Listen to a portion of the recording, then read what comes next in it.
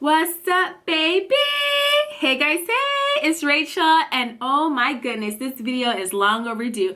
Baby boy has been born, baby Matthew, and hopefully you've been watching on my main channel to see how he looks and what we've been up to. I know it's been a while since I've posted on this channel, but I'm officially back.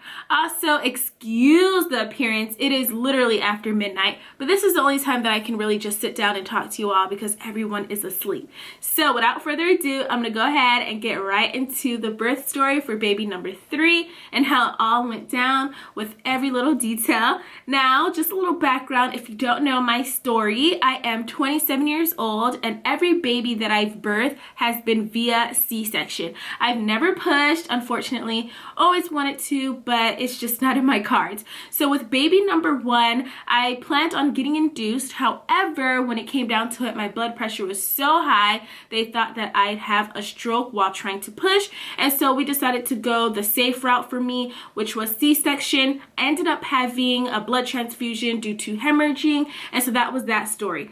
Quickly became pregnant again with baby number 2. We tried to do a vaginal this time, and I did have small signs of preeclampsia coming, but for the most part, I was pretty healthy and normal. What ended up sending me into having another emergency C-section was tetanic contractions, a rare form of contractions where you literally just have one long contraction without your body having a rest. It put my baby under stress. She stopped moving, and they had to put me to sleep to immediately take her out.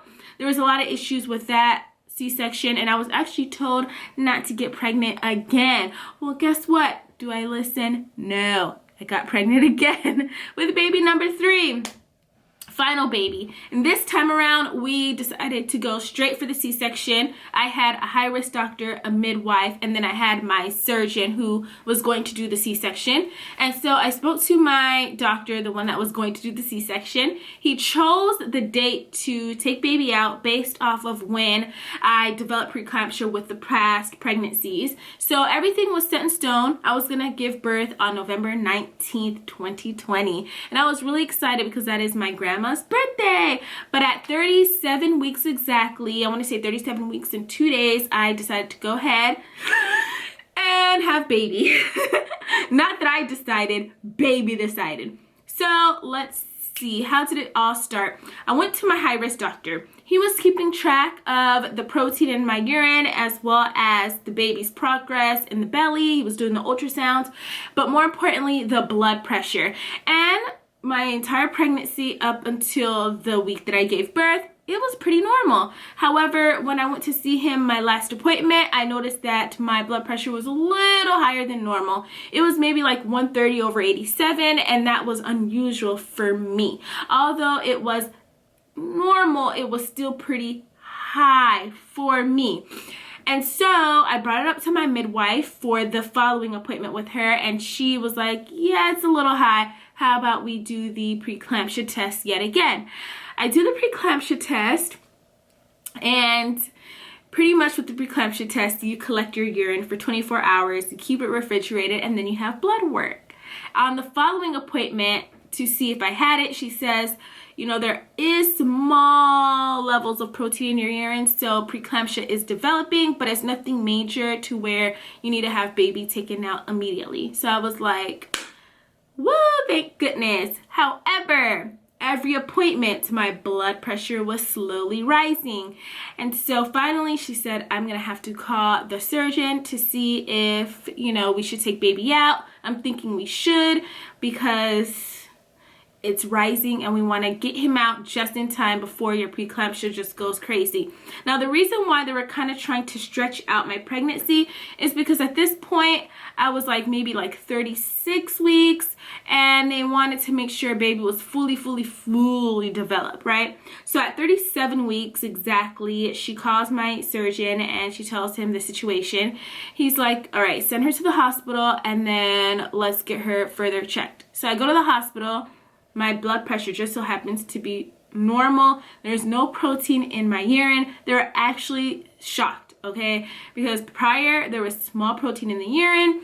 There was blood pressure that was going up. And then I go to the hospital and everything's good and everything's normal. And the nurse, she goes, you know what? I think you're going to have this baby on your C-section date. There's no need to worry. I'm like, okay, awesome. So I go home.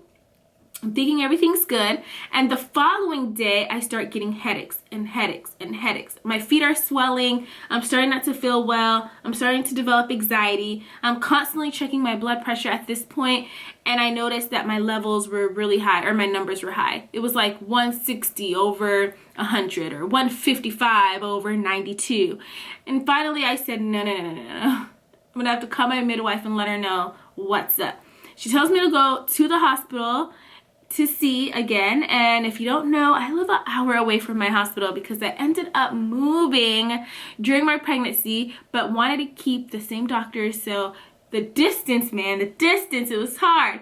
But something told me that this time around it was more serious, because every single time I checked my blood pressure, it was super duper high and I was having headaches. So I finally went to the hospital. And they were like, you're admitted, you're not going home. At this point, like I said, I'm 37 weeks and 3 days. It was the earliest that I've ever given birth. Usually my babies come out like 39 weeks, but yeah, he was out. I was excited to get admitted, but also nervous because I had to go through the initial process by myself. They wouldn't let my husband into the hospital due to COVID. And so it kind of sucked, but you know, it is what it is. So that kind of made me a little anxious, because you want to be there with someone, you know, but it's all good. So anyways, I go to the hospital, I get admitted. I had to have the COVID test done. It sucked. Also, although my nurses were really, really nice, I could tell that they were new at their job, because they were just so, I don't know how to describe it. They weren't confident in themselves. And so like the nurse that I had, she was really sweet and all, but she gave me this huge bruise. She couldn't find anything. I mean, it was making me more nervous. So they were like kind of scaring me unintentionally, telling me, oh, get prepared. You're going to have this baby tonight. You're going to have this baby tonight. It was November 8th at this point. But they called my surgeon and he said, no, we're going to try to hold off until the morning, because all of her C-sections have been emergency. We want to do prep work on her. We want her to be in a relaxed state of mind. I'm going to give her medication in the IV, and then that should bring down the blood pressure and hold her off until morning. Otherwise, then we'll take her in if, you know, by any chance the medicine doesn't work. So that was the plan. Thankfully, the medicine worked, and so I was able to relax. I got into my room. The husband was able to come in. I got the catheter inserted, which was really painful. I actually requested to have the catheter inserted when I was gonna have the spinal tap or the epidural. They were like, no, we have to measure your urine and how often you're going and yada, yada, yada. So that was very uncomfortable.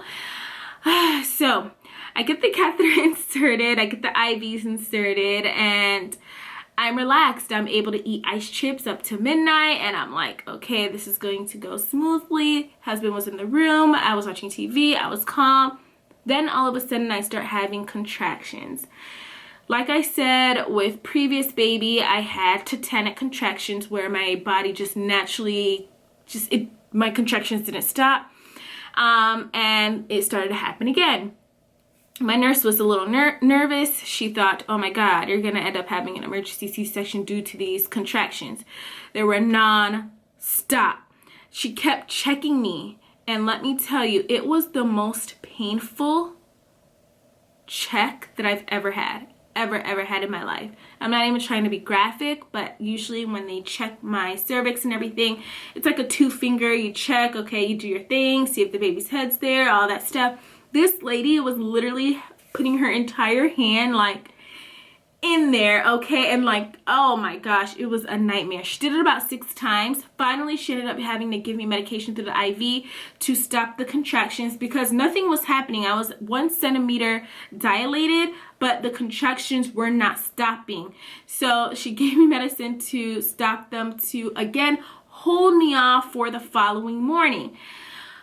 So that was that. Finally, the next morning, because my C-section was supposed to happen at 7:30 in the morning, my surgeon comes in and he's like, are you ready? I'm like, I'm ready.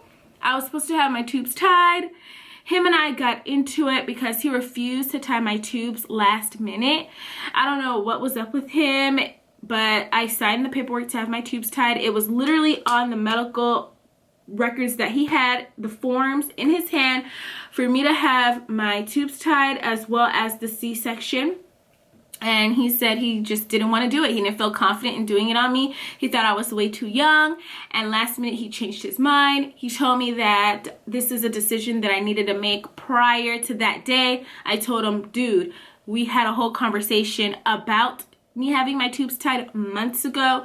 He said he didn't remember and that he's the surgeon and he's gonna do as he pleases, which is what he's paid to do, just my C-section. So that was that encounter. It was very, very awkward and I was very upset right before my surgery, but I had to get into a positive headspace.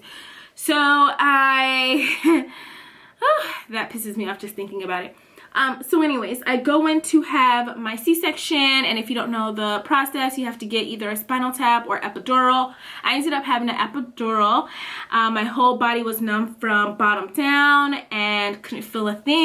I was talking to my husband the entire time I was having the procedure done, and it was really nice to just be in the moment. When they took baby out, he cried. They were like, happy birthday. They didn't wash him or anything like they did the first two. From what the husband told me, they just wrapped him up, they let him cut the cord, and that was that. They didn't do any skin to skin, but it was a really nice and smooth operation. I was taken back to the labor and delivery room to recover, and recovering went pretty normal. The only painful thing about having a C-section, I don't know if they did this with vaginal too, but they press your stomach consistently to get all the blood out and move your uterus down. And oh my gosh, let me tell you, when they press on your stomach after just having surgery, it's not fun. At least when the medicine wore off, I felt every bit of it. I'm like, I was like, stop, please.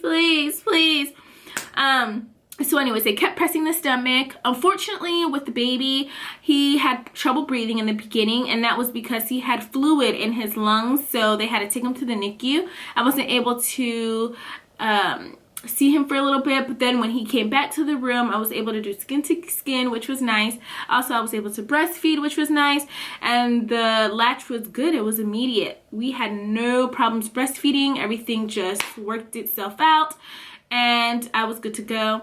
But then he ended up having jaundice because he wasn't pooping. And so I did supplement in the hospital with formula a few times just to get him to use the bathroom. And once he did, we were able to go home. But let's go ahead and backtrack with everything that happened. I was in and out of sleep after having the surgery, which is normal because of all the medications that you're on. But all the nurses were really nice. It was just a really overall nice surgery, in a sense that all the nurses were nice, everything was smooth, everything went well. Only bad thing, like I can say, happened was me having that encounter with my surgeon. Also, I would say something that was really painful was the following day when it was time for me to walk around. I ended up having excruciating shoulder pain. I had trapped gas after the surgery, and it just so happened to move to my shoulder and my neck. And so that was really painful. It made it difficult for me to like move around. I would say the hardest part about this C-section in particular is I was sent home with no pain medications. Apparently my surgeon forgot to write it in for me, so I did not take any narcotics, which, I mean, it was a blessing anyways because I'm fully breastfeeding. So I tolerated all the C-section pain like a champ. I was also let go a day early because I was doing so well. So as soon as I got home, I was like walking up and down the stairs. I wasn't sitting down as much as I should have, and let me tell you, it's something that I do regret because the pain that I went through, I think it rose my blood pressure up more than it needed to be raised up. But to this day, I still have postpartum preeclampsia. My blood pressure is still really high. I'm on 2 different blood pressure medications that I'm taking 3 times a day. And it's really rough on me mentally. I did suffer this time from baby blues, not a severe case of it, but I did notice that I had it. And I think it's because of my health, just being on so many medications and then dealing with pain and not having medication to like take away the pain. I couldn't sleep the first couple nights, not because of the baby, but just because like my body, I felt, was shutting down on me, to be honest. But yeah, I have the staples off. I got the steri strips removed. My scar I can now see, thankfully. I can sleep. I still haven't slept on my stomach, probably won't for a while, but so far so good. So I would have to say, out of all of the C-sections, this one was probably my favorite, in the sense of it was very calm. Although it was considered an emergency C-section, it was very smooth, you know, and it went really well. However, the recovery was probably the worst, because I felt every bit of pain. And also I have 2 other children to attend to, so I couldn't let the pain like drive me insane. And then also I have severe high blood pressure in my 20s, and I didn't get my tubes tied. So there's that. But that was my story. I hope you enjoyed, and if you have any questions or comments, of course, leave it down below. This is final baby, so if you have any suggestions on birth controls, let me know. I don't like taking birth control, but I feel like I just need birth control. I need something, baby, because I cannot do this again. I'm way too high risk, so I'll push my opinions to the side to take birth control. But I hope, like I said, you enjoyed the video, and I'll see you in my next one. Bye-bye.